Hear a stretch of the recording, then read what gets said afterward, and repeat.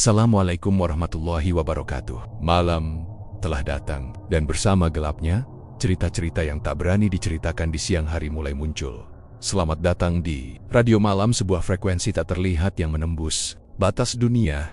Dengarkan, karena di sini setiap kisah adalah nyata, setiap suara adalah pertanda, dan setiap malam adalah panggilan dari yang tak kasat mata. Jakarta Utara, pukul 5 pagi. Kabut tipis masih menyelimuti gang sempit di daerah Warakas. Di ujung gang itulah berdiri sebuah gerobak tua berwarna biru kusam bertuliskan Bubur Ayam Pak Mardi dengan cat yang mulai mengelupas. Pak Mardi, pria berusia 50 tahunan dengan tubuh kurus dan rambut memutih di pelipis, tampak sibuk menyiapkan dagangannya. Tangannya cekatan menuang bubur panas ke dalam panci besar, sementara asap mengepul naik, menyatu dengan hawa pagi yang dingin. Setiap pagi, ia selalu berharap warungnya ramai seperti dulu. Namun harapan itu seringkali kandas. Jam menunjukkan pukul 6, matahari mulai muncul malu-malu. Namun gerobaknya masih sepi, hanya 1-2 pembeli yang lewat, itu pun sekadar bertanya harga dan pergi tanpa membeli. Di seberang jalan, warung bubur milik Bu Ewis malah sudah ramai sejak subuh. Meja penuh, suara sendok beradu dengan mangkuk, dan aroma bubur ayam gurihnya menguar kemana-mana. Tak bisa dipungkiri, dagangan Bu Ewis jauh lebih laris dan digandrungi pembeli. Pak Mardi menatap dari jauh, senyumnya kecut, sakit hati, tentu. Tapi lebih dari itu, ada rasa malu yang menghantui. Apalagi ketika salah satu pelanggan lama yang dulu rutin membeli buburnya, kini justru duduk di warung Bu Ewis sambil tertawa-tawa dengan santainya. "Pak, 1 bubur, tanpa hati ya?" kata seorang pembeli, mengagetkannya. "Oh, iya. Tunggu sebentar ya mas," jawab Pak Mardi cepat, berusaha menahan wajah sedihnya. Namun pembeli itu hanya satu-satunya orang yang datang pagi itu. Setelahnya, tak ada lagi yang mampir. Jam sudah menunjukkan pukul 9. Buber di pense besar, masih lebih dari separuh. Pak Mardi menatap mangkok kosong yang tersusun rapi. Ia tahu, bubur ini tak akan laku dan seperti kemarin, akan dibuang percuma atau diberikan ke kucing liar. Sore harinya, Pak Mardi pulang dengan langkah gontai. Gerobaknya ditarik perlahan menuju rumah kontrakan kecilnya di ujung gang. Di rumah, Bu Narti menyambutnya dengan wajah yang kelelahan. Perempuan itu sudah lama berhenti berdandan. Wajahnya pucat, tubuhnya kurus karena sering mengalah soal makan. "Gimana dagangan hari ini, mas?" tanya Bu Narti pelan. Pak Mardi tak langsung menjawab. Ia meletakkan kantong plastik berisi bahan makanan yang ia beli hanya berisi tahu, tempe, dan sedikit sayur. Itu pun hasil dari uang receh yang didapatnya hari itu. "Sepi, Narti. Mesai set, orang-orang lebih pilih Bu Ewis. Padahal bubur kita nggak kalah enak kan?" Bu Narti hanya diam, tak ingin memperpanjang percakapan. Ia tahu suaminya sedang menahan marah, kecewa, dan putus asa. Tapi ia juga tahu, Pak Mardi sudah mencoba berbagai cara, dari promosi mulut ke mulut, potongan harga, hingga menambah lauk gratis. Tapi semua tetap tak membuahkan hasil. Malamnya, suasana rumah menjadi sunyi. Dina, anak semata wayang mereka, tengah belajar di kamar. Ia sesekali mengintip ke ruang tamu, melihat ayahnya duduk diam menatap televisi yang gambarnya buram. Bu Narti hanya menyiapkan makan malam sederhana, nasi hangat, tempe goreng, dan sambal terasi. Saat makan, Pak Mardi menunduk, matanya kosong. "Mas," kata Bu Narti hati-hati, "apa kita perlu pindah lokasi jualan? Siapa tahu di tempat lain lebih ramai." Pak Mardi mendengus, menahan kesal. Pindah kemana? Kontrakan aja belum lunas. Bayar sekolah Dina bulan depan dari mana?" Kionik kembali menyelimuti ruang makan. Hanya suara kipas angin tua yang berderit-deret menemani makan malam mereka. Setelah itu Pak Mardi keluar rumah. Ia berjalan tanpa arah menyusuri gang-gang sempit, melewati pelabuhan kecil yang sunyi dan bau amis. Disinilah, di tengah gelap dan angin laut yang menusuk, ia berdiri termenung. Dalam hati ia bergumam, kalau memang cara biasa nggak mempan, mungkin aku harus cari jalan lain. Sebuah pikiran gelap mulai tumbuh, pelan-pelan, namun pasti. Dan malam itu ancak pertama kalinya, Pak Mardi memikirkan sesuatu yang tak pernah ia bayangkan sebelumnya. Jalan pesugihan. Malam itu, Jakarta Utara diguyur hujan deras. Jalanan menjadi lengang. Hanya suara rintik yang menabrak genteng dan gemuruh petir yang sesekali membelah langit. Pak Mardi duduk termenung di serambi kontrakannya, rokok kretek mengepul di tangan. Pikirannya berkecamuk tentang dagangan yang terus sepi, tentang utang yang kian menumpuk, dan tentang wajah putrinya, Dina, yang sebentar lagi harus bayar uang semester Dalam kebingungan dan rasa putus asa itu, sebuah suara dari masa lalu tiba-tiba kembali menggema di pikirannya. Kalau kau mau daganganmu laris kayak si Asep tukang bakso itu, kau datang aja ke Cilincing. Ada yang bisa bantu, tapi bayarannya nyawa. Ucapan itu pernah ia dengar dari seorang kenalan lama, Bang Usuf, saat bertemu di acara tahlilan tetangga. Saat itu, Pak Mardi hanya menganggapnya sebagai candaan mabuk. Tapi sekarang, di tengah tekanan hidup, ucapan itu terasa seperti harapan. Terakhir 2 malam kemudian, Pak Mardi memberanikan diri pergi ke daerah Cilincing. Ia naik motor tuanya, menyusuri jalanan gelap menuju perkampungan pesisir yang dikenal sebagai tempat orang-orang aneh. Jalanan makin sepi, dan hawa dingin laut mulai terasa menusuk ke tulang. Ia berhenti di sebuah gang sempit lalu berjalan. Kaki menyusuri lorong kecil berbau anyir, diapit bangunan tua dan rumah-rumah reot. Akhirnya, ia sampai di depan sebuah rumah kayu tua yang penuh coretan merah di pintunya. Di situ tertulis dengan cat merah menyala, masuk hanya jika siap bayar harga. Pak Mardi menelan ludah, menahan gemetar. Tapi ia tetap mengetuk pintu perlahan, tok-tok. Beberapa detik kemudian, pintu itu terbuka sendiri. Berderit. Pelan, aroma dupa yang menyengat langsung menyeruak keluar, membuat hidung Pak Mardi perih. Di dalam, tampak seorang pria tua berjubah hitam duduk bersila di atas tikar pandan. Wajahnya keriput, matanya tajam seperti menembus hati. Tangannya menggenggam sebuah tasbih hitam yang terus diputar tanpa henti. Pak Mardi, akhirnya, tak juga, ujar pria itu tanpa senyum. Pak Mardi terkejut. Panjenengan tahu saya? Tentu, siapapun yang datang ke rumah ini, sudah saya lihat sejak seminggu sebelum dia melangkah. Pak Mardi bergidik. Pria itu bukan orang biasa. Aku Bang Saman. Lanjut, kau datang karena ingin daganganmu laris kan? Pak Mardi mengangguk pelan. Suaranya tercekat. Baik, kata Bang Saman. Tapi setiap keberuntungan selalu dibayar dengan pengorbanan. Kau siap? Pak Mardi ragu sejenak. Pengorbanannya. Apa? Bang Saman tersenyum miring. Tumble, tapi tak perlu langsung keluargamu. Kita mulai dengan yang ringan dulu. Orang yang tak kau kenal, yang takkan dicari siapa-siapa. Seorang tunawisma. Misalnya, nanti malam kau antar 1 mangkuk bubur ke tempat ini lagi. Bubur itu harus kau campur dengan darah ayam hitam dan rambutmu sendiri. Jangan tanya kenapa. Lakukan saja. Maka besok pagi, kau akan lihat perbedaannya. Pak Mardi bergidik. Dadanya sesak. Tapi pikirannya terus memutar wajah Dina yang butuh biaya kuliah. Dan Bu Narti yang makin kurus karena terus berhemat makan. Akhirnya, ia mengangguk pelan. Baik, saya akan lakukan. Malam berikutnya, gerimis turun pelan saat Pak Mardi kembali ke rumah Bang Saman.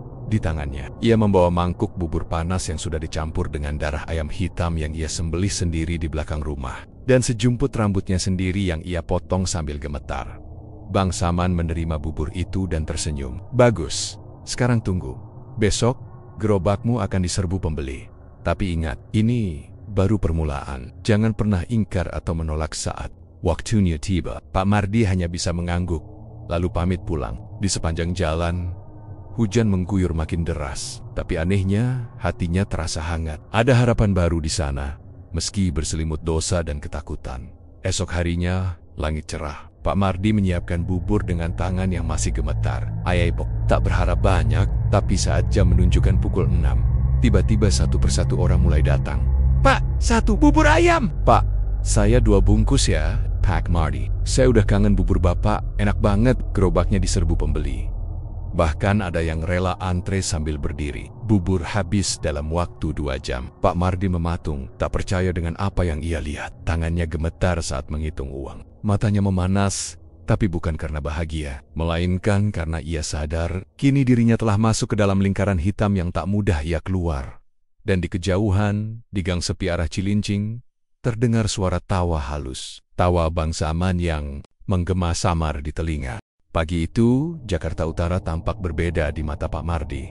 Langit biru cerah, angin laut semilir menyapa dengan lembut, dan jalanan gang menuju warungnya terasa lebih lapang. Ada senyum mengembang di wajahnya, senyum yang sejak lama hilang dari bibirnya. Di atas gerobak biru yang sudah diperbaiki sedikit dengan cat baru, Pak Mardi menyusun mangkuk dan plastik pembungkus dengan semangat. Uap dari panci bubur panas mengepul naik, menyatu dengan aroma bawang goreng dan ayam suwir yang ia masak sendiri semalam. Tangannya lincah, wajahnya segar, dan benar saja sebelum jam 6, pembeli sudah berdatangan. "Pak Mardi, wah saya udah lama gak makan bubur seenak ini," kata seorang tukang ojek online sambil tertawa kecil. "Iya nih, saya tadi lihat dari jauh. Ramai banget, saya kira ada acara," ujar ibu-ibu muda yang datang bersama anaknya. Pak Mardi hanya tersenyum, menahan degup jantung yang masih tak percaya dengan apa yang sedang terjadi. Ia menyendok bubur satu persatu ke mangkuk, menambahkan ayam, kerupuk, dan kuah kuning kental yang menggoda. Dalam waktu 1 jam, setengah panci besar habis, dan saat matahari naik, bubur sudah ludes, tak bersisa. Bahkan ada beberapa pembeli yang marah karena kehabisan. "Wah, Pak Mardi, nanti saya pesan duluan ya besok. Jangan sampai kehabisan." "Iya Bu, siap. Besok saya siapkan lebih banyak," jawab Pak Mardi sambil tertawa kecil, menutupi rasa cemas dalam hatinya. Tapi saat warungnya tutup, senyuman itu perlahan pudar. Ia ingat pesan Bang Saman, "Ini baru permulaan, jangan tolak saat waktunya tiba." Namun untuk hari itu, Pak Mardi memilih mengabaikannya. Ia pulang membawa uang yang lebih banyak dari biasanya. Bahkan bisa menyisihkan sedikit untuk membeli ayam potong segar dan membelikan kue kesukaan Bu Narti. "Mas, ini dapat dari mana uang sebanyak ini?" tanya Bu Narti malam itu, saat mereka duduk di ruang tamu dengan nasi goreng hangat dan segelas teh manis. Pak Mardi tersenyum. "Ya dari jualan Narti, tadi laku keras." "Alhamdulillah." Bu Narti memandang suaminya lekat-lekat. Ada sesuatu yang berbeda dari Pak Mardi. Bukan hanya soal rezekinya, tapi aura di wajahnya. Ada bayangan gelap yang samar, seperti topeng yang menyembunyikan rahasia besar. Namun ia memilih diam. Ia tak ingin merusak kebahagiaan yang mulai terasa kembali. 3 hari berturut-turut, warung Pak Mardi selalu penuh. Pelanggan datang silih berganti. Bahkan ada yang sengaja datang dari luar kelurahan karena mendengar bubur ayam Pak Mardi enak banget. Sementara itu, warung Bu Ewis yang berada di seberang jalan mulai sepi. Pelanggannya perlahan pindah, dan meja-mejanya hanya terisi 1-2 orang. Bahkan suatu pagi, Bu Ewis tampak duduk lemas di kursi plastik dengan wajah pucat dan mata sayu. Tak lama kemudian, terdengar kabar bahwa Bu Ewis mengalami kecelakaan parah. Motornya ditabrak truk saat hendak belanja ke pasar subuh. Kakinya patah dan harus dirawat lama di rumah sakit. Sejak saat itu, warung buburnya tutup tanpa batas waktu. Pak Mardi pura-pura terkejut saat mendengar kabar itu dari tetangga. "Kasihan juga ya si Bu Ewis. Padahal dulu paling ramai." "Iya Pak, tapi ya rezeki orang beda-beda," ujar tetangga lainnya sambil melirik gerobak Pak Mardi yang dikerubungi pembeli. Namun malam harinya, ketika semua orang sudah tidur, Pak Mardi duduk sendiri di ruang tamu. Lampu dipadamkan, hanya nyala rokok yang memerah di ujung bibirnya. Dalam kegelapan, ia mendengar suara tawa samar. Suara Bang Saman. Lalu terdengar bisikan di telinganya. "Sudah kubilang, ini baru, kau menikmati hasilnya. Sekarang bersiaplah untuk permintaan berikutnya." Pak Mardi menoleh cepat ke arah suara. Tapi tak ada siapa-siapa. Hanya tirai jendela yang bergoyang ditiup angin. Tapi bisikan itu nyata. Masuk langsung ke dalam telinganya, menusuk hingga ke sumsum tulang. Malam-malam berikutnya, suasana rumah Pak Mardi mulai berubah. Dina, anak semata wayangnya, mulai mengeluh sering mendengar suara tangisan perempuan dari belakang rumah. Kadang ia juga mencium bau amis saat lewat dapur, padahal tak ada ikan atau daging di sana. "Bapak, belakang rumah tadi kayak ada suara orang nangis." Dina kira ibu, tapi pas Dina cek, kosong, katanya pelan saat makan malam. Pak Mardi pura-pura tidak dengar. Bu Narti juga mulai gelisah. Ia mulai merasa rumah mereka seperti dipenuhi hawa berat yang tak terlihat. Suatu malam, saat Bu Narti hendak ke kamar mandi, ia melihat sosok perempuan berambut panjang berdiri di ujung lorong. Matanya merah menyala, pakaiannya kompeng-kempeng penuh darah. Tapi saat ia berteriak, sosok itu lenyap begitu saja. Keesokan paginya, Bu Narti menangis dan meminta Pak Mardi agar rumah itu dibacakan doa atau dipanggilkan Ustadz, tapi Pak Mardi menolak. "Udah, itu cuma mimpi. Jangan bawa-bawa yang aneh-aneh," bentaknya. Untuk pertama kali, Bu Narti terdiam. Hatinya makin cemas. Dan saat malam tiba, saat semuanya kembali sunyi, Pak Mardi menatap ke arah sudut gelap di kamarnya. Di sana, bayangan hitam berdiri diam. Tak bergerak, tak bicara. Tapi matanya menatap langsung ke dalam hati Pak Mardi, seolah menagih sesuatu. Hari-hari berlalu, dan warung bubur ayam Pak Mardi terus dipenuhi pelanggan. Keuntungan semakin besar, gerobak yang dulu reot kini diganti dengan yang baru. Pak Mardi bahkan sempat memperluas lapaknya dengan tenda kecil dan bangku tambahan. Di mata warga sekitar, Ia tampak seperti orang yang sedang naik daun. Banyak yang memuji, sebagian kecil merasa iri, dan beberapa mulai curiga dengan perubahan yang terlalu cepat itu. Tapi di balik semua keberhasilan itu, suasana rumah Pak Mardi perlahan berubah menjadi menyeramkan. Pada suatu malam langit mendung, pekat, angin bertiup kencang dari arah laut. Pak Mardi sedang menghitung hasil penjualan di meja makan saat tiba-tiba lampu rumah padam. Rumah jadi gelap gulita. Dina yang sedang belajar di kamarnya langsung keluar ketakutan. "Ibu, bapak, lampu mati, gelap banget," teriak Dina. Pak Mardi menyalakan lilin dan berjalan keluar untuk mengecek meteran listrik. Tapi saat dia membuka pintu depan, jantungnya nyaris berhenti berdetak. Di depan rumah, berdiri sesosok pria tinggi dengan jubah hitam wajahnya samar, seperti kabut. Tapi Pak Mardi tahu betul siapa dia. "Bang Saman, listrikmu mati karena waktunya sudah tiba," ujar Bang Saman pelan tapi tajam. Pak Mardi buru-buru menarik pintu, tapi suara itu tetap terdengar di dalam rumah, seolah menggema langsung di kepalanya. "Tumbal yang kemarin belum cukup, Mardi. Kau pikir darah satu gelandangan bisa memuaskan mereka?" Pak Mardi gemitar. "Tapi saya kan udah nurut. Warung saya udah laris. Saya udah kasih tumbal." Bang Saman tertawa pelan. Suara tawanya menyeramkan, seperti bisikan dari dasar liang kubur. "Mereka ingin yang lebih dekat, yang lebih berarti untukmu. Baru setelah itu, kekayaanmu akan stabil dan tak akan berkurang." Pak Mardi menelan ludah. "Jangan bilang keluarga saya." Bang Saman tidak menjawab. Ia hanya menghilang begitu saja dalam angin malam, meninggalkan aroma dupa dan bau tanah basah yang menyengat. Sejak kejadian itu, warung Pak Mardi mulai kembali sepi perlahan. Entah kenapa, orang-orang yang makan di sana mulai mengeluh sakit perut.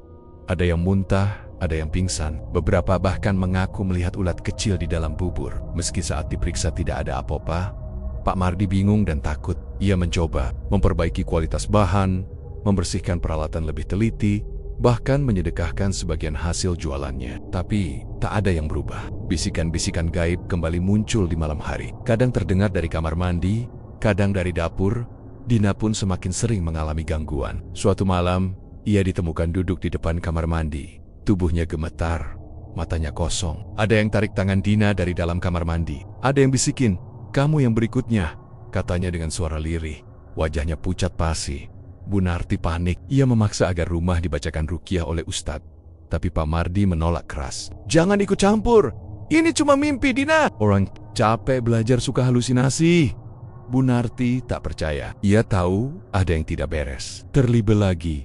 Ia beberapa kali menemukan pakaian Pak Mardi kotor oleh tanah dan darah yang sudah mengering. Saat ditanya, suaminya selalu mengelak atau marah tak jelas. Malam berikutnya, Pak Mardi duduk sendiri di ruang tamu, menatap lilin yang berkedip-kedip. Dalam hatinya, ia dilanda konflik hebat. Di satu sisi, ia tak ingin kehilangan semua yang sudah ia capai. Tapi di sisi lain, ia tak tega menyakiti keluarganya. Namun suara Bang Saman kembali terdengar. "Kalau kau menolak, maka mereka akan mengambilnya sendiri. Dan kau akan kehilangan semuanya." Tanpa sempat memilih, tiba-tiba terdengar suara dentingan. Logam dari dapur. Pak Mardi berlari ke sana. Tapi saat ia tiba, hanya ada panci yang terguling dan aroma amis darah yang begitu menyengat dari lantai. Padahal tak ada apapun di sana. Tak kuat menahan tekanan, malam itu Pak Mardi pergi ke gudang tua dekat pelabuhan. Di tempat gelap dan sunyi itulah ia berlutut di depan altar kecil milik Bang Saman. Ia membawa seikat rambut, foto dan pakaian milik Dina. "Aku minta maaf, tapi aku nggak punya pilihan. Jangan biarkan mereka ambil semuanya. Ambil saja dia. Jangan yang lain," bisiknya pelan, matanya berkaca-kaca. Ia meletakkan pakaian Dina di atas altar, lalu menyayat telapak tangannya sendiri dan meneteskan darah di atas foto anaknya. Ritual selesai. 3 hari kemudian, Dina mengalami kecelakaan tragis. Saat hendak berangkat ke kampus, ia tiba-tiba terjatuh dari lantai 2 kosan temannya. Padahal tak ada yang menyentuh, lehernya patah, dan ia tewas seketika. Polisi menyatakan itu sebagai kecelakaan murni. Tapi yang paling terpukul tentu saja Bu Narti. Ia meraung menangis di depan jenazah anaknya. Tak percaya putri satu-satunya meninggal begitu saja tanpa sebab jelas. Pak Mardi hanya diam. Matanya kosong. Di lubuk hatinya, ia tahu semua ini bukan kecelakaan. Ini tumbal, ini perjanjian. Dan ia yang mengorbankan darah dagingnya sendiri demi warung bubur dan uang receh yang tak akan pernah bisa membeli kedamaian hati. Tapi semuanya belum selesai. Karena malam itu, di kamar Dina yang kosong terdengar suara tawa, bukan tawa manusia, tapi tawa arwah yang baru saja bangkit. Dan mulai saat itulah, hidup Pak Mardi berubah menjadi mimpi buruk. Sejak kepergian Dina, rumah Pak Mardi berubah menjadi lautan kesedihan. Duka menggantung di setiap sudut. Ruang tamu yang dulu dipenuhi suara tawa kini sunyi mencekam. Tak ada lagi suara gelas beradu dengan piring. Tak ada lagi tawa renyah Dina. Setiap pagi sebelum berangkat kuliah, yang tersisa hanya kenangan dan rasa bersalah yang mulai menggerogoti hati Pak Mardi. Meski ia menolak mengakuinya, Bu Narti nyaris tak pernah tidur sejak hari pemakaman. Wajahnya yang dulu ramah kini pucat. Don Cekung, ia lebih banyak berdoa, membaca Al-Quran, dan menangis diam-diam di kamar Dina yang kini selalu tertutup. Tapi yang membuatnya paling tak tenang adalah perubahan sikap suaminya. Pak Mardi, yang biasanya pemarah dan cerewet soal keuangan, kini malah sering duduk diam di ruang tamu sampai larut malam. Terkadang ia mengobrol sendiri, kadang tertawa, pelan, dan sesekali termenung, sambil menatap pojokan rumah yang kosong. Pernah suatu malam, Bu Narti terbangun karena mendengar suaminya berbisik-bisik di dapur. Ketika ia mengintip dari balik pintu, ia melihat Pak Mardi menuangkan darah ayam ke dalam mangkuk kosong sambil membaca sesuatu yang terdengar seperti mantra. Jantung Bu Narti berdegup kencang. Ia kembali ke kamar, gemetar, tak berani bertanya langsung. Tapi sejak malam itu, rasa curiganya makin kuat. Apalagi sejak kematian Dina, ia sering melihat bayangan putih melintas di lorong rumah. Tirai kamar Dina kerap bergerak sendiri, padahal jendela tertutup rapat. Dan paling menyeramkan, beberapa kali Bu Narti mendengar suara tangisan dari kamar anaknya. Tangisan lirih, seolah berasal dari seseorang yang sangat tersiksa. Siang itu, saat Pak Mardi pergi belanja ke pasar, Bu Narti memberanikan diri membuka laci meja makan tempat suaminya biasa menyimpan uang dagangan. Tapi yang ia temukan bukan uang, melainkan sebuah kantong plastik hitam yang isinya membuat darahnya nyaris berhenti mengalir. Di dalamnya ada segenggam rambut panjang, setu head, kain putih penuh bercak merah, dan foto Dina yang sudah robek di bagian wajah. Di balik foto itu, tertulis dengan spidol merah, yang pertama sudah lunas. Tunggu yang kedua. Bu Narti nyaris pingsan. Ia segera menyimpan kembali barang-barang itu, lalu mengunci pintu kamar dari dalam. Air matanya mengalir deras. Kini jelas kematian Dina bukan kebetulan. Semua ini pasti ada hubungannya dengan perjanjian kotor suaminya. Malamnya, ia mencoba bicara. "Mas," ucapnya pelan, saat Pak Mardi baru selesai mandi. "Aku mau tanya jujur. Ini semua commission Dina, dagangan Mas yang mendadak laris. Apa ada yang Mas sembunyikan dari aku?" Pak Mardi terdiam, matanya menyipit, napasnya tertahan. "Apa maksudmu, Narti? Aku tahu Mas pergi ke Cilincing. Aku tahu Mas sering bisik-bisik sendiri tengah malam. Dan aku tahu Mas menyimpan sesuatu yang bukan dari dunia kita." Pak Mardi berdiri, wajahnya merah padam. "Kamu jangan sembarangan nuduh, aku capek. Aku kerja banting tulang buat keluarga. Kamu malah nyari-nyari kesalahan. Apa Mas tega? Dina mati karena Mas tumbalin anak sendiri demi warung bubur. Demi uang. PLAKK." Sebuah tamparan keras mendarat di pipi Bu Narti. Untuk pertama kalinya selama puluhan tahun menikah, Pak Mardi menampar istrinya. Bu Narti terdiam, air matanya mengalir deras, bukan karena sakit fisik, tapi karena hatinya yang hancur. Ia tak menyangka, suami yang ia cintai dan perjuangkan selama ini, tega menjadi penyebab kematian anak mereka. Hatinya menjerit, tapi bibirnya tak sanggup berkata apa-apa lagi. Pak Mardi hanya berdiri mematung. Ia tahu istrinya benar, tapi semuanya sudah terlambat. Ia telah terikat perjanjian. Mundur berarti mati, melawan berarti kehilangan segalanya. Maka ia memilih diam, masuk kamar, dan menutup pintu rapat-rapat, meninggalkan Bu Narti yang tersungkur di lantai. Malam itu, sesuatu yang ganjil terjadi. Sekitar pukul 2 dini hari, Bu Narti mendengar suara ketukan dari kamar Dina. Tok, padahal kamar itu kosong, sudah lama tidak dibuka. Ia memberanikan diri mendekat. Suara ketukan makin keras. Tok, tangannya gemetar saat hendak membuka pintu. Tapi sebelum tangannya menyentuh gagang, pintu itu terbuka sendiri perlahan, berderit panjang. Dan di dalamnya, berdiri sosok Dina. Tapi bukan Dina seperti biasanya. Wajahnya pucat, matanya hitam legam, darah mengalir dari lehernya yang patah. Dan bibirnya bergerak pelan. "Bu, tolong aku, Bapak. Dia yang kasih aku ke mereka." Bu Narti menjerit sekencang-kencangnya. Ia pingsan di tempat. Keesokan paginya, Pak Mardi menemukan istrinya tergeletak di depan kamar Dina. Wajahnya pucat dan bibirnya komat-kamit. seperti orang kesurupan. Ia segera membopong Bunarti ke kamar dan memanggil ustadz tetangga untuk membacakan doa. Tapi saat ustadz memulai ayat pertama, Bunarti bangkit dengan mata membelalak dan suara menggelegar keluar dari mulutnya. "Aku belum selesai, Pak Mardi. Kau akan kubawa." Ustadz terhentak. Suara itu bukan suara Bunarti. Itu suara perempuan muda, berat dan penuh dendam. Pak Mardi tersungkur. Jiwanya mulai runtuh. Ia tahu arwah anaknya belum tenang dan perjanjian pesugihannya belum berakhir. Ia kira hanya akan membawa untung. Kini berbalik jadi kutukan dan arwah Dina mulai memburu perlahan tapi pasti. Sejak malam itu, rumah Pak Mardi tak lagi sama. Setelah peristiwa kesurupan Bunarti, suasana di dalam rumah makin mencekam. Udara selalu terasa dingin meski siang hari. Bau anyir darah samar-samar menyelimuti tiap sudut ruangan. Dan lampu seringkali padam tanpa sebab. Bunarti, setelah sadar dari pingsan, tak lagi berbicara banyak. Matanya kosong, suaranya pelan, dan ia sering termenung sambil memeluk bantal di kamar Dina. Ia juga mulai tidur tak tentu arah. Bahkan pernah ditemukan tengah malam duduk di depan kamar mandi sambil memeluk foto Dina yang telah robek sebagian. Pak Mardi tahu istrinya mulai rusak jiwanya, dan itu semua karena dirinya. Tapi meski dihantui rasa bersalah, ketakutan lebih besar mencengkeram dirinya.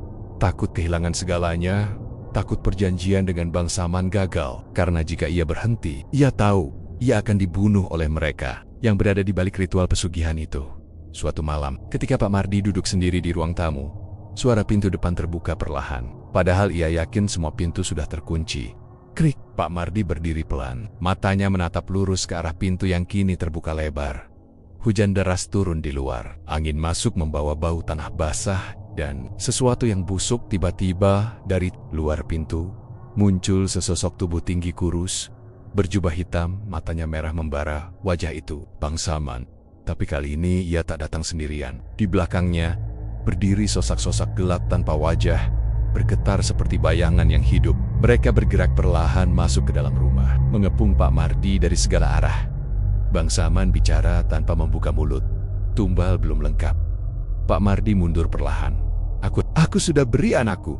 Bukankah itu cukup? Kau tahu aturannya. Setelah anak, setelah istri, baru kau bisa memegang kuasa sepenuhnya. Pak Mardi membanting tubuhnya ke sofa, kepalanya menunduk. Air mata turun pelan dari matanya yang merah. Jangan ambil Narti, jangan, Taib, nggak salah apa-apa. Semua ini aku yang mau. Aku yang salah. Tapi Bangsaman hanya berdiri diam, tak menjawab. Dan malam itu, mimpi buruk datang tanpa ampun. Pagi harinya, Bunarti ditemukan oleh tetangga, terkapar di halaman rumah dengan tubuh basah kuyup dan kuku-kuku. Tangannya tercabut, lidahnya membiru, matanya melotot, dan jantungnya telah berhenti berdetak. Polisi menduga korban mengalami epilepsi dan jatuh sendiri saat hujan malam. Tapi warga sekitar tahu, ini bukan kematian biasa. Apalagi beberapa dari mereka mengaku mendengar suara perempuan menangis keras dari dalam rumah Pak Mardi sejak tengah malam hingga subuh. Pak Mardi tak menghadiri pemakaman. Ia hanya duduk di sudut ruang tamu. Wajahnya tak berekspresi. Matanya kosong seperti bangkai hidup. Di tangannya tergenggam erat foto keluarga yang kini sudah usang, hanya menyisakan dirinya sendiri. Dina sudah meninggal. Bunarti kini menyusul. Rumah itu tinggal dirinya dan sesuatu yang tak terlihat. Sejak kematian Bunarti, warung Pak Mardi kembali ramai. Bahkan lebih ramai dari sebelumnya. Orang-orang datang bukan hanya dari lingkungan sekitar, tapi juga dari luar daerah. Ada yang sengaja antri subuh, ada pula yang datang pakai mobil mewah, hanya untuk mencicipi bubur paling enak se-Jakarta Utara. Pak Mardi mendapat banyak uang. Rumahnya direnovasi, gerobaknya diganti menjadi warung semi-permanen dengan pelayan 5 rang. Ia membeli mobil bekas dan tampil dengan baju baru setiap minggu. Tapi semuanya tak membuat hatinya tenang. Setiap malam, suara tangisan masih terdengar dari kamar mandi. Tirai rumah sering bergerak sendiri, seolah ada yang lewat. Kadang, cermin retak tanpa sebab. Kadang, kompor menyala sendiri. Dan yang paling membuatnya ketakutan, setiap jam 2:17 dini hari, seseorang akan mengetuk pintu rumahnya 3 kali. Tok, tok, tok. Ia tak pernah berani membukanya. Sampai suatu malam, rasa penasarannya tak tertahankan. Pukul 2:17, suara ketukan itu kembali terdengar Dengan napas tertahan dan tangan gemetar, ia berjalan ke arah pintu. Jantungnya berdetak semakin cepat. Ketika gagang pintu ia genggam, matanya menatap lurus ke depan. Tok, tok, tok. Ia buka pintu perlahan, dan di balik pintu itu berdiri Dina dan Bunarti. Keduanya mengenakan pakaian terakhir saat mereka meninggal. Wajah pucat, mata hitam, mulut penuh darah, dan leher mereka patah. Bunarti berbicara pertama kali. Suara lirih namun dingin. "Kami sudah menunggu. Sekarang giliranmu, Mas." Pak Mardi menjerit histeris dan membanting pintu sekuat tenaga. Ia lari ke kamar, mengunci diri, dan menjerit-jerit sambil menghantam kepalanya sendiri. Malam itu, ia tak tidur. Ia hanya menangis, memohon, dan berharap semua ini hanyalah mimpi.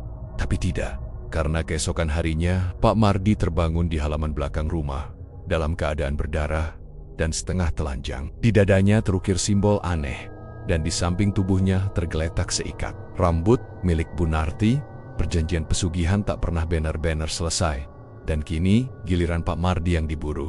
Pagi itu, langit Jakarta Utara diselimuti mendung tebal. Awan hitam menggantung rendah seolah ingin menelan seluruh kota. Tapi warung bubur ayam Pak Mardi tetap buka seperti biasa. Pembeli tetap datang berduyun-duyun, antre mengular hingga ke Yujang Gang. Tak ada yang tahu, di balik tenda biru dan aroma gurih bubur ayam itu, berdiri seorang lelaki yang jiwanya telah hancur. Pak Mardi. Sosok yang kini lebih mirip bayangan daripada manusia. Matanya cekung, tubuhnya kurus dan rambut Nia mulai memutih dalam waktu yang sangat cepat. Setiap menyendok bubur, tangannya gemetar, tapi tak ada yang peduli. Selama rasa buburnya nikmat dan porsinya besar, orang akan terus datang. Mereka tak tahu bahwa kuah kuning gurih yang mereka nikmati adalah hasil dari darah dan nyawa. Malam hari, saat semua orang sudah tidur dan jalanan mulai sepi, Pak Mardi kembali ke rumahnya yang kini seperti neraka di dunia. Rumah itu sudah gelap total, lampu tak pernah menyala lebih dari 1 jam. Meski kabel dan saklar sudah diperiksa berkali-kali. Lantai seringkali dingin seperti es, dan suara bisikan selalu terdengar dari plafon. Ia duduk di ruang tamu, memeluk lutut. Di seberangnya tergantung foto lama. Dirinya bersama Bunarti dan Dina. Foto terakhir sebelum semuanya berubah menjadi tragedi. Pak Mardi menangis pelan. Bukan karena kehilangan uang, bukan karena kesepian, tapi karena rasa bersalah yang tak bisa dihapuskan. Setiap malam, bayangan Bunarti dan Dina datang dalam mimpi, menghampirinya dengan wajah rusak dan tubuh berlumuran darah. Mas yang bunuh kami," ucap Bunarti dalam mimpi. "Bapak, kenapa pilih uang? Bukan aku." Dina menatapnya dengan mata yang kosong dan menghitam. Mimpi itu datang setiap malam, dan setiap pagi, ia terbangun dalam keadaan berbeda-beda.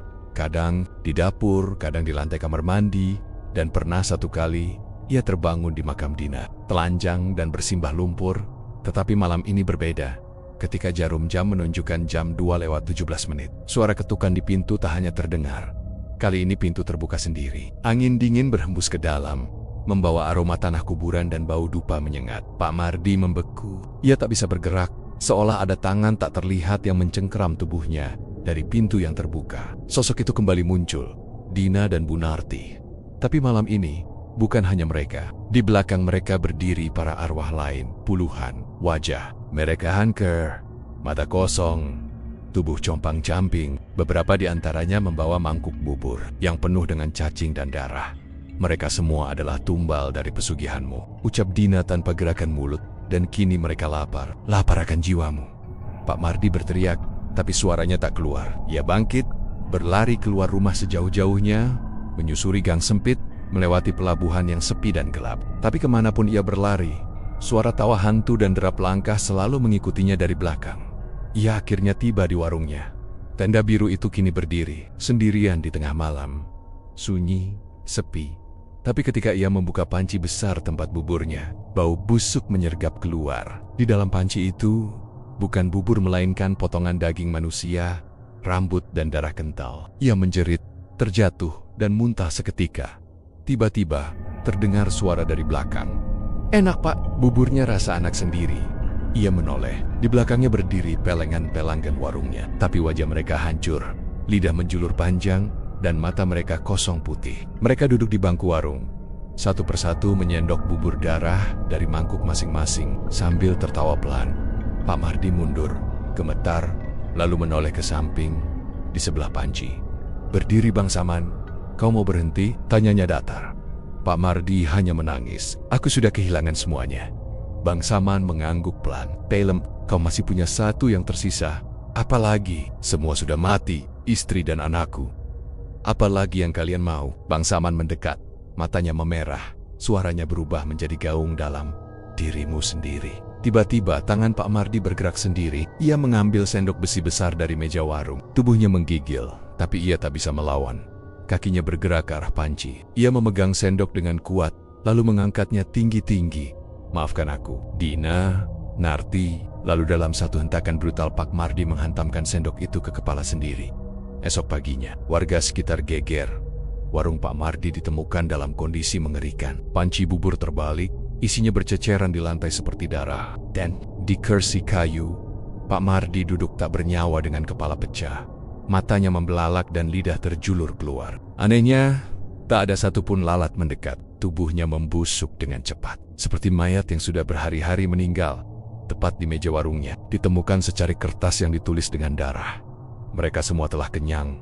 Kini giliran saya yang jadi santapan. Dan sejak hari itu, tak ada yang berani membuka warung bubur di tempat itu lagi. Banyak yang bilang, setiap jam 2:17 dini hari, dari kejauhan terdengar suara sendok beradu dengan mangkuk, disertai tawa kecil perempuan muda dan suara Pak Mardi yang menangis lirih minta diampuni. Sudah 2 minggu sejak kematian Pak Mardi yang menggemparkan warga. Warung buburnya kini dibiarkan kosong.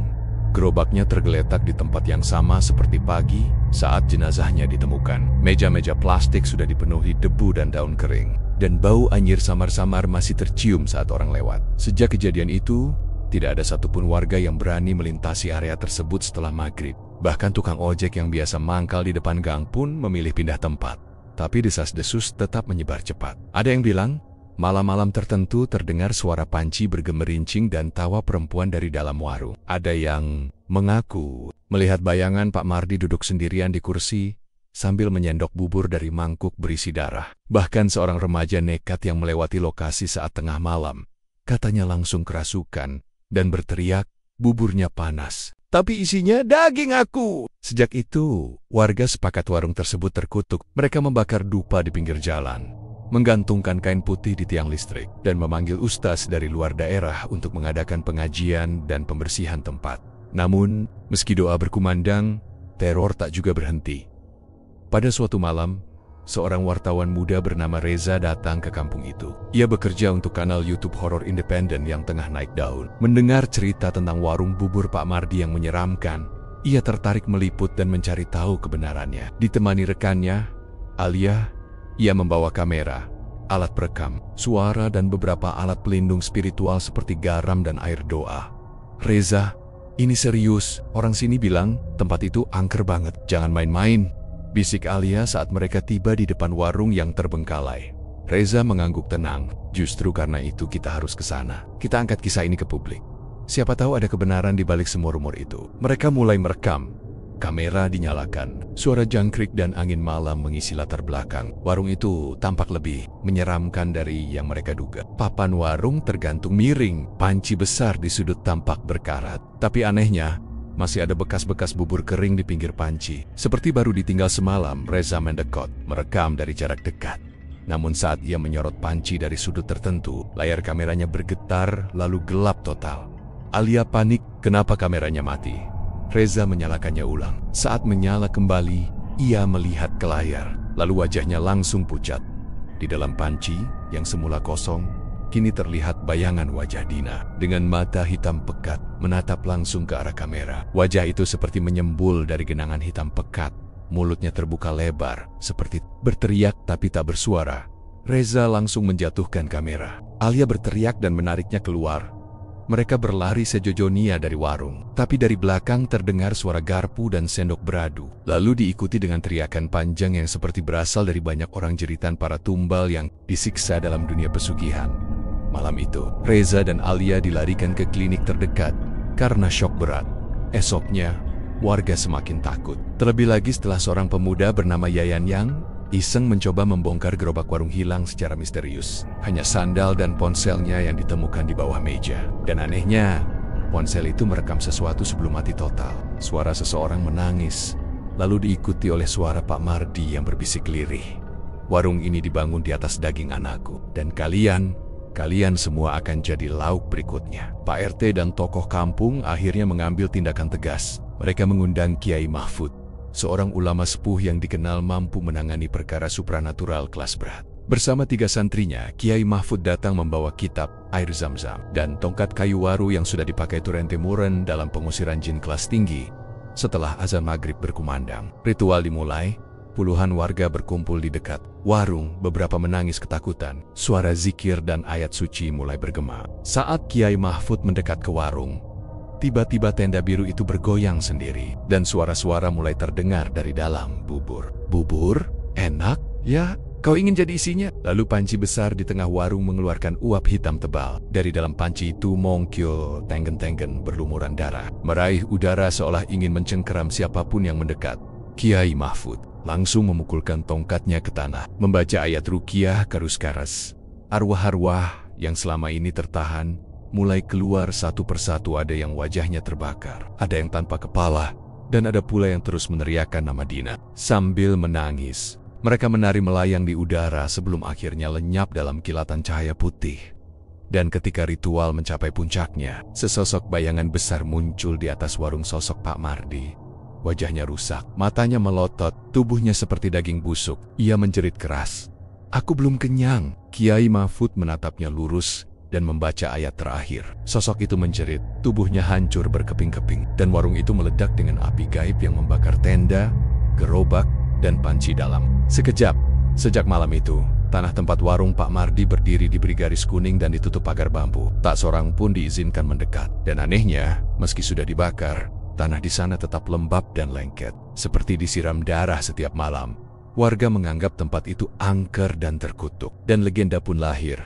Jangan pernah serakah demi warung yang ramai. Karena kalau kau bersekutu dengan setan, pelangganmu bukan manusia, tapi arwah lapar yang menanti giliran. Meski warung Pak Mardi telah dibakar dan tanahnya ditutup pagar bambu, ketenangan belum sepenuhnya kembali ke kampung itu. Warga masih sering mendengar suara aneh dari arah bekas warung. Terutama saat malam Jumat Kliwon, bau amis dan suara gemerincing. Mangkuk terkadang muncul tiba-tiba, membuat bulu kuduk meremang. Bahkan ada seorang ibu yang bersumpah mendengar suara tangisan anak perempuan saat lewat sendirian. Beberapa warga lainnya mengaku mengalami mimpi aneh yang sama. Mimpi tentang makan bubur, lalu melihat wajah sendiri mengapung dalam mangkuk. Cerita tentang Pak Mardi tak kunjung usai. Reza Donalia, 2 wartawan muda yang pernah menyelidiki kasus ini, kembali berkunjung diam-diam. Mereka belum puas. Ada sesuatu yang belum terungkap.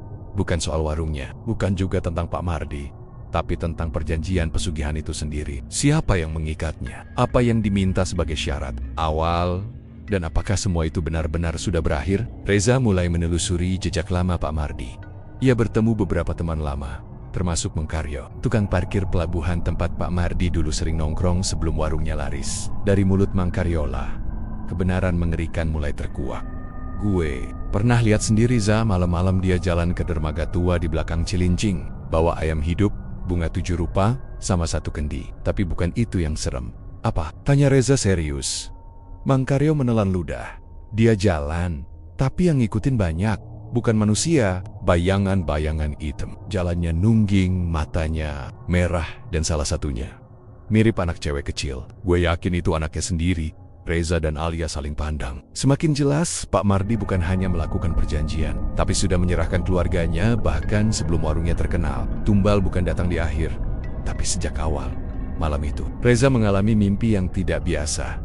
Ia berada di dalam warung bubur Pak Mardi, tapi semua pembelinya adalah mayat. Ada yang kepalanya pecah, ada yang lidahnya terjulur panjang, dan mereka semua menyendok bubur dengan tangan sendiri. Di tengah warung berdiri Pak Mardi dengan tubuh rusak, tapi matanya hidup dan menyala merah. "Reza," bisiknya, "kau ikut campur terlalu dalam." Lalu di belakang Pak Mardi, muncul bangsaman lelaki bertubuh tinggi kurus yang diyakini sebagai perantara pesugihan. Tapi dalam mimpi itu, wajah bangsaman terus berubah, kadang tampak seperti ustadz, kadang seperti anak kecil. Lalu tiba-tiba menjadi arwah Bunarti yang menangis sambil memegangi foto Dina. Reza terbangun dengan keringat dingin, napasnya memburu. Di lantai dekat tempat tidurnya, ia menemukan sehelai rambut panjang, basah dan berbau amis. "Alia, yang tidur di kamar sebelah, juga mengalami hal serupa. Ia bermimpi duduk di dalam panci besar penuh darah, sambil dipaksa makan bubur yang isinya potongan jari manusia. Mereka sadar roh-roh dalam pesugihan itu belum benar-benar pergi. Terutama roh Dina, anak Pak Mardi yang tewas sebagai tumbal pertama dan terikat paling dalam. Arwahnya belum tenang karena tak pernah mendapat keadilan. Ia tak minta dibalaskan dendam, tapi minta dibebaskan. Dengan bimbingan Kiai Mahfud, Reza dan Alia kembali ke lokasi bekas warung untuk ritual terakhir. Kali ini bukan untuk mengusir, tapi untuk melepaskan ikatan perjanjian yang mengurung arwah Dina dan semua tumbal lainnya. Saat malam Jumat tiba, mereka menggelar doa dan membacakan ayat-ayat suci. Lilin-lilin dinyalakan mengelilingi bekas warung yang kini dipagari. Baru 5 menit berlalu, tanah mulai bergetar. Angin kencang berhembus. Asap hitam muncul dari balik tanah. Dari dalam tanah itu, muncul satu persatu wajah para arwah mengerikan. Penuh luka tapi semuanya menatap Reza dengan harap. Dan terakhir, Dina, rambutnya panjang, wajahnya rusak, tapi sorot matanya lembut. Ia tersenyum ke arah Reza. "Aku tidak marah, aku hanya ingin pulang." Reza meneteskan air mata. Ia melanjutkan doa sampai selesai. Saat ayat terakhir dibacakan, tanah di tengah lingkaran lilin merekah, mengeluarkan cahaya putih keemasan yang menyilaukan. Satu persatu arwah itu masuk ke dalam cahaya. Termisek Dina saat semuanya selesai. Tanah itu menjadi tenang. Bau busuk hilang. Suara aneh tak terdengar lagi. Malam itu, udara terasa lebih ringan. Dan untuk pertama kalinya, sejak kematian Pak Mardi, kampung itu benar-benar sunyi dan damai. Beberapa minggu kemudian, tanah bekas warung Pak Mardi ditanami pohon oleh warga. Bukan bangunan, bukan warung baru, tapi pohon Kamboja putih. Sebagai penanda dan pengingat bahwa keserakahan manusia bisa membuka gerbang neraka, bahwa pesugihan bukan hanya soal harta, tapi juga soal kehilangan, dosa, dan darah. Dan sejak saat itu, setiap kali ada orang baru yang bertanya, "Kenapa nggak ada yang buka warung di situ?" Warga hanya menjawab singkat, "Itu tanah bekas tumbal, biarkan arwahnya tenang." Jakarta Utara kembali sibuk seperti biasa. Hiruk-pikuk kendaraan, suara tukang sayur, dan teriakan. Pedagang kaki lima kembali menjadi musik harian warga. Tapi di satu sudut kecil gang sempit, tepatnya di lahan yang dulunya berdiri warung bubur ayam Pak Mardi, tak satupun orang berani mampir apalagi membuka usaha. Di atas tanah itu kini tumbuh pohon Kamboja putih yang menjulang. Bangkalnya selalu mekar. Bahkan saat musim kemarau, akar-akar pohonnya mencengkeram tanah seperti tangan yang memeluk rahasia. Kadangkala, warga yang melintas merasa seperti diperhatikan dari balik daun-daunnya. Tapi tak ada yang berani menoleh. Bagi warga sekitar, tempat itu bukan sekadar bekas warung. Itu adalah kuburan yang tak kasat mata. Kuburan dari semua keserakahan, pengkhianatan, dan darah yang tumpah demi kekayaan duniawi. Pak Mardi, namanya tak lagi disebut dengan hormat. Ia dikenang bukan sebagai pedagang sukses, tapi sebagai lelaki yang menukar anak dan istrinya dengan sepiring bubur dan lembaran rupiah. Dan cerita ini pun menjadi legenda urban yang diwariskan turun-temurun. Anak-anak dilarang keluar malam, apalagi lewat dekat pohon Kamboja itu. Ibu-ibu sering menakut-nakuti anaknya, "Jangan jahat ya nak, nanti dijemput hantu warung bubur." Reza dan Alia memutuskan berhenti dari dunia liputan horor. Bukan karena trauma, tapi karena mereka sadar, beberapa kebenaran tak layak dibongkar. Terlalu dalam. Dunia gaib bukan untuk dijadikan tontonan. Ada yang lebih penting dari sekadar viral, yakni keselamatan jiwa. Dan bagi kita semua yang masih hidup, yang masih bisa memilih kisah ini adalah peringatan bahwa rezeki memang harus dicari. Tapi jika ditempuh lewat jalan setan, maka cepat atau lambat, rezekimu akan dibayar mahal. Dengan nyawa orang-orang yang kau cinta, dan kadang dengan jiwamu sendiri. Tamat.